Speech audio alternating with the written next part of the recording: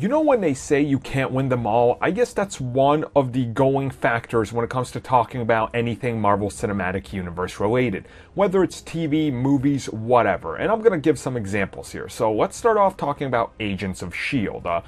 When the first season came around, a lot of the complaints I heard was, this is too slow, we want to see superheroes, we want original stories, yada yada yada. And then that Civil War twist comes, or not Civil War, the Winter Soldier twist comes, you know, the one revealing that S.H.I.E.L.D. was half Hydra and all that, and everything gets flipped upside down. The show really takes off there, because they were really pandering, like waiting and playing a slow burn up until that moment, because they knew it was coming, so they didn't want to build up too much. And people were automatically like, alright, this is what we needed, this is great, the show is going in a new direction. Ever since then, Agents of S.H.I.E.L.D. has taken steps to try to really divorce itself away from other things that are lining up with the MCU. You know, there was a little bit of tying there with, Guardians of the Galaxy and the Kree, but they really try to make their own story on all that. And of course, they dealt with magic, with the Ghost Rider, they dealt with, of course, with the Inhumans first, before the movie or anything like that, so it's pretty huge. Now, all during the course of this, people started going, well, we want more original stories during season 1, and the further it gets towards being, you know, like almost divorced from the MCU by not even mentioning things that are happening in all these other movies, the more people are now starting to hate it, saying, can't you connect more to the movies? Now, isn't that in counter argument to what you were saying during the first 2 seasons?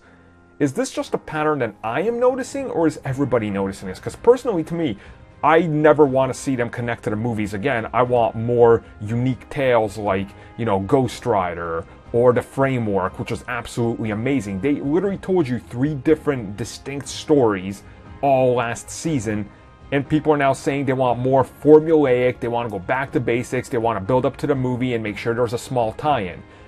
But that doesn't make sense to me. If you're building out your own world because people, you know, constantly bitched about it, then why would you want to go back to that so people can bitch to go back to making more original stories?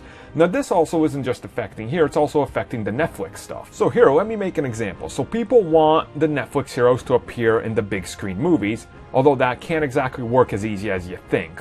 There's a lot of problems with making that work, because a fraction of the people that are going to watch Daredevil on Netflix will even go and watch the damn movie, and then there's a huge fraction of movie people that are going to watch Avengers, Infinity War, and all the movies that are never going to touch the Netflix stuff. So if there's crossover, it has to be handled very carefully.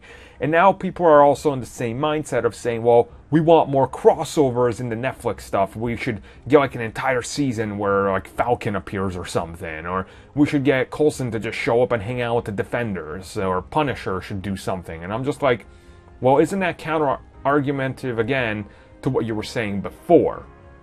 Because first, some of these characters don't even click together. I mean, like I said, the most famous one I see is, can't we just get Peter Parker to team up with Daredevil? And I'm like, okay, so how does that scenario exactly play out? So let me paint the scene. So Spider-Man is swinging through New York, and he lands on a rooftop, and there's Daredevil. He goes, oh wow, you're the devil of Hell's Kitchen, man. I heard about you. Yo, we're gonna fight some crime. That's cool, that's cool. All right, what are we gonna do? And then Daredevil's like, okay, kid, I can tell you're very young, but here's the thing. I got stabbed last night, and I'm bleeding to death, but I gotta do this, okay? Oh my God, Mr. Daredevil, should I bring you to the doctors? No, kid. Listen, you see those tankers over there, those boats coming into the harbor? You see those? Yeah, those aren't cargo that you might think. That's not a PlayStation 5. Turns out inside of that is 30 children being sold to sex slavery in the streets of New York. Well, half of them might be dead. We gotta go stop them. We gotta go stop the criminal that's doing this, kid. I think I'm gonna bleed to death. Can you call Luke Cage?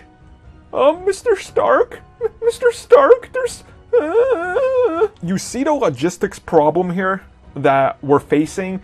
You can't have a crossover with such a street-level character that deals with such hard-hitting world reality problems like sex trafficking and drug abuse and death from drugs and all this, and tie in Peter Parker, whose literally biggest problem is getting to the goddamn homecoming dance. So this is some of that logistic thing. So when people start talking about why can't we get this character here or that character there, you have to kind of think of how this is all balanced out. It might work in the comics because the comics play differently. I mean, you look at some of the modern day Daredevil and the way he teams up with Spider-Man, it's different than what you've seen in the 90s cartoon. And I know you're referencing the damn 90s cartoon when you want this team up. So my big question in this video is, what do people actually want from the TV side of things? Do people want the long-form storytelling, wait for something to happen in the movie, then we'll mention it for 3 seconds and then that's that, so you can hate the series? Or do you want original stories that are actually introducing cool new elements like the Framework and Ghost Rider and Inhumans first, so you can hate on those? So in what scenario do they actually win? I'm confused. Can somebody in the comments explain to me? How do people actually want to turn into these shows so they get satisfied? I know, Cloak and Dagger have to team up with Captain America in Season 1 or the show sucks.